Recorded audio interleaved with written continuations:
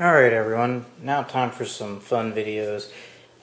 We've passed the core game loop and the setup and introduction, and now we're going to get into some more of the in-depth videos discussing some of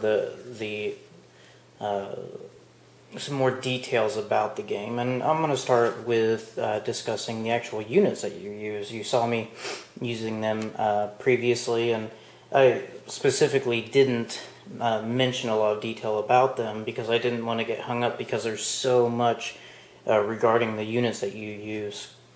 I'm just going to go through each of them and kind of explain a little bit about them and how they're utilized. We're going to start off with your ground force. I'm not sure, kind of confused why it's a flag. I know Tom Lasik was as well. It's kind of strange, but I guess it works for, plant your flag and claim the planet as your own. Obviously, they do not participate in space battles at all. They are primarily for invasion and holding planets. So they must always be. There's the idea of support. There has to be a ship. They have to float around with a supporting ship. So they can either be on a planet, they can be on a carrier, and then there's a few, like the Dreadnought can get a tech upgrade to where he can carry ground forces as well. I think there's one other ship too, which might mention in a second. So what's handy dandy here is that the expansion came with this card, which it acts as a cheat sheet. It's a unit reference card that everybody will get, and it describes the cost, the resource cost for the unit, the movement, the battle, and any special things of note about the individual unit. So the ground force costs 1 for 2, so every time you spend 1 resource you actually get 2 ground forces, which is nice. It has a battle of 8, which means that you have to roll an 8 on the D10 in order to score a hit with them. There are 2 tech upgrades concerned with them. One is Gen Synthesis, where I believe that is, let me double check here which one that is.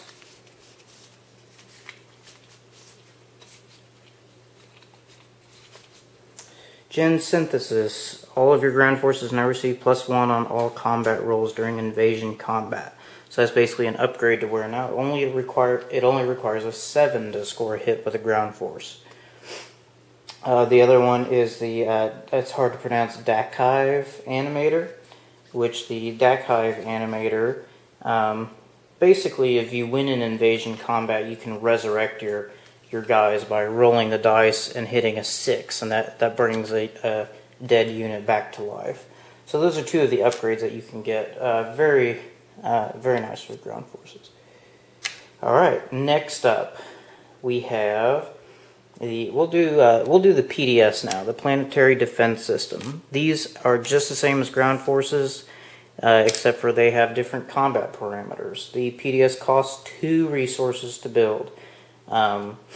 They put up a planetary shield that only the War Sun can initially bombard past. Dreadnoughts cannot bombard planets that have PDSs on them. They have a battle of 6, so they're rolling for a 6 and for a hit. They have 1, 2, 3, 4. They have 4. No, wait. Yeah, they have let's see, 2. Yes, 2 technology upgrades. The Deep Space Cannon, which I mentioned in my previous video, which is initially they can only fire at ships orbiting in the hex that they are present in. But with the Deep Space Cannon, they can shoot at adjacent hexes, so that gives them considerable amount of options to choose from, and very defensive upgrade is very worthwhile having. The other upgrade is if I can find it here.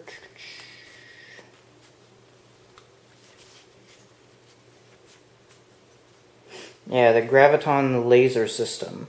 When you make a combat roll with the planetary defense system and miss, you may now make a single reroll for each roll that missed. So that's a nice upgrade, and that actually requires that you have the deep space cannon. So that's the PDS. The next one, let's see, we'll go ahead and do the space docks, because they're pretty interesting. Space docks have no combat capabilities. They do have a fighter capacity, though. Fighters require capacity, and there's an upgrade that you can get to where they can move around on their own. They kind of start off like TIE fighters from Star Wars. They don't have warp drives, so if their mothership leaves, they're kind of stranded and they'll run out of gas, and bye-bye goes the pilot. Space docks have a capacity of 3. They can hold up to 3 fighters in a system by themselves. They cost 4 to build, and you can only build space docks on planets that you have had possession of for the entire round. So you can't take possession of a planet and then build a space dock on it. You must have owned it from the beginning. There are several upgrades for the space dock. One is the integrated economy, which lets you actually, when you build units, you can basically send them to neighboring systems that you control, whether they be ground forces or spaceships. There is the Enviro Compensator, which is the production capacity of your space docks is now increased by 1. So the way production works is you take the resource count, which is 3 for this planet, and you want to build your space docks on high resource planets, because then I can now build in one turn 3 units. I'm not talking about resource expenditure. I'm talking about 3 literal units plus 2. So actually that means I start with a base of 3 and I can add up to 5. That means I could build 5 of any unit that I want in this at that space dock on one turn. So the Enviro Compensator lets me build an additional 3, so I could build up to 6 units at one time with that space dock. The other addition is the Sarween tools, which whenever you produce units at a space dock, you now get an additional resource with which to build. So if you just need that one extra resource to build something, you can get that as well with that tech upgrade for the space dock. Pretty awesome. Alright, so fighters. Fighters are, as I was mentioning, they need a carrier. The carrier can, of course, carry these.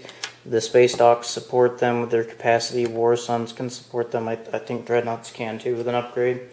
But they cost 1 for 2. So like Ground Force, you get 2 for 1 resource. And they battle 9. So they're pretty high. They're pretty expendable initially. They're really just there to absorb hits, so your more important ships don't take the initial fire.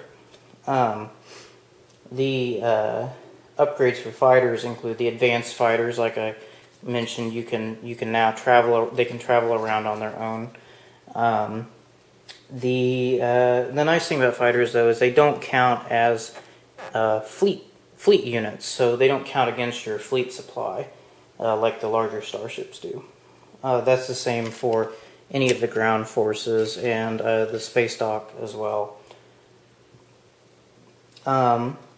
The other upgrade that you can get is the Graviton Negator, which actually is upgrade for several things, but your fighters may participate in invasion combat. So now fighters can be sent down to the surface for strafing runs. The other upgrade is Cybernetics, which I believe that is a +1 on the die roll. Let me double check. Yeah, +1 on the die roll. So now you'd be rolling 8. You'd be rolling an 8 on the D10 for the fighters to hit. All right, next unit. We have let's do the destroyer. The destroyer is a nice, cheap unit to build. It has a nice ability. Otherwise, it has kind of a high hit limit. It costs 1 to build. It has a 2 movement, so it can move 2 hexes in 1 turn. So it's quick to get to a battle. But its battle is 9. So it's a pretty high roll to actually score a hit with them. They do have what's called an anti-fighter barrage. So before a space battle starts, if there's a destroyer and your opponent has fighters, you actually get to take a pot shot at them. And see if you can kind of thin their numbers a bit. The upgrades for the destroyer include the Hylar laser, which a lot of species actually start with that, especially the aggressive ones. Yes, all your cruisers and destroyers now receive +1 on combat rolls, so that's shooting 8. And then the other one is the auto defense turret, and which these basically, it's an upgrade to your anti-fighter barrage. But now they get +2 and roll 1 additional die on all anti-fighter barrages. So you'd be rolling 2 die and trying to hit 7. So that's a lot better odds for hitting fighters. Alright, so the next ship we'll do carriers. Carriers have a capacity of 6.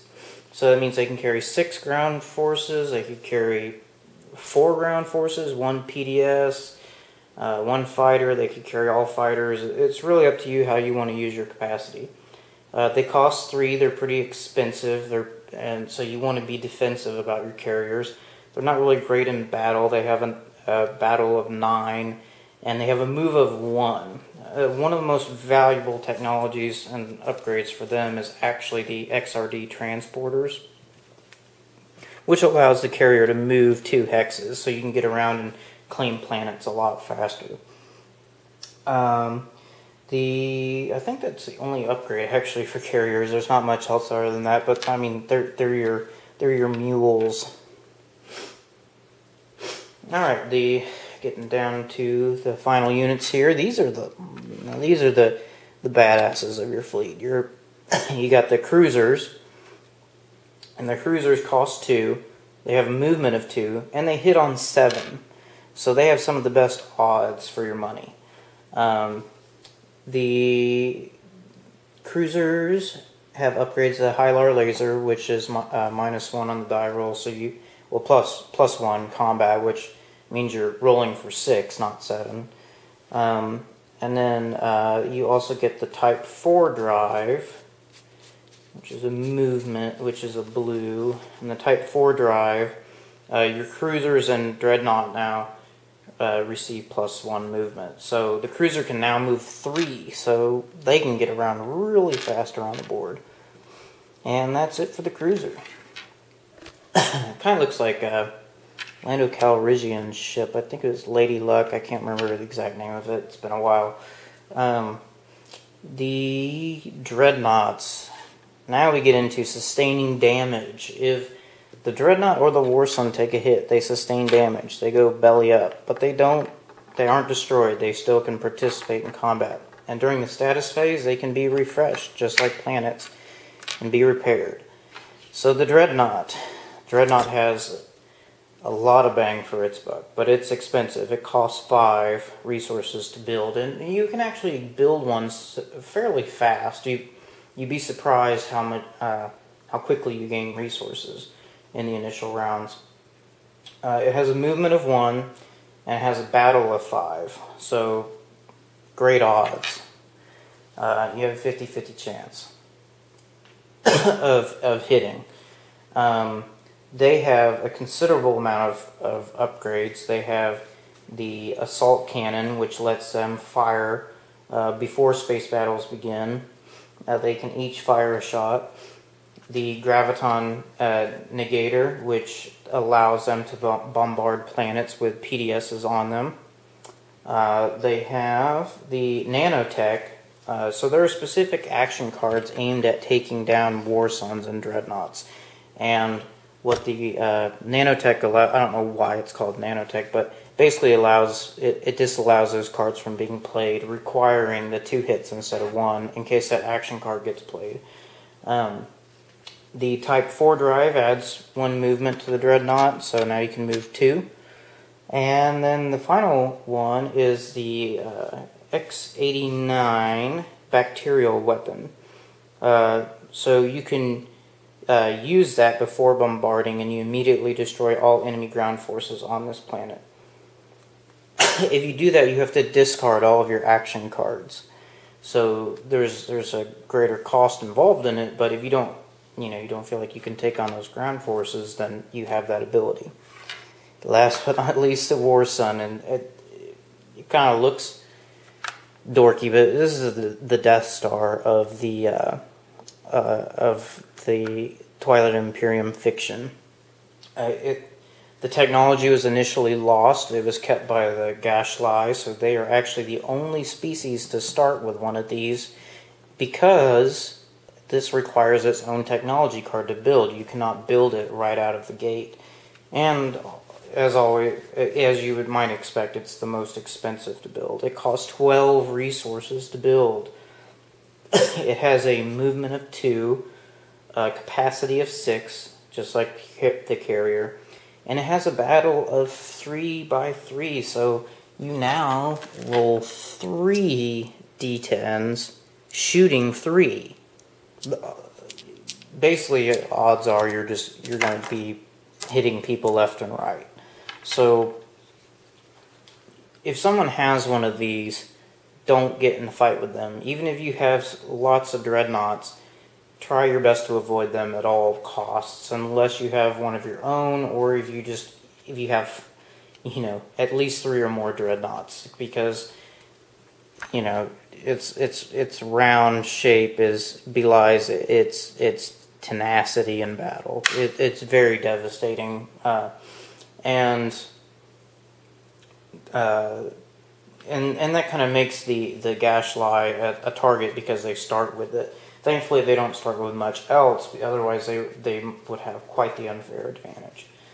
The War Sun has the nanotech upgrade, like I was mentioning, with the Dreadnought, as well as the X-89 upgrade, which allows you to destroy all ground forces without and spend your action cards without actually doing a landing invasion. One additional component to the game, if I can find it. There's so many tokens. Supplementary counters. Basically, if everybody runs out of producing fighters and ground forces, they get these tokens to supplement them, and they act just as your other ground force and fighter tokens. There's also the shock troopers, which have their own special rules. Excuse me. And these are a mod that was introduced to the first expansion, and shock troopers are a little bit better version of the ground forces. And you get those by getting a refresh ability on a planet, as denoted by this. So if you own this planet, and when you refresh it during the status phase of a round or via a strategy card, you will get that unit. Alright, so that's it for the units. That wraps it up. That's everything you have. Oh, one last thing I should mention, actually, before I sign off. Space docks. If an enemy ship is in the system with it, it is considered under blockade and is unable to produce. You cannot produce at a space dock that is under blockade. So, a little last bit of information on this there. Anyways, that's it on all the units. Lots of fun. There are tons and tons of units. This is just one. There are 8 bags of this. There's the orange, and there's green and red and blue and yellow and all sorts of colors. There's so many components in this game. Anyways, that's it. Next, I will be going over the technologies.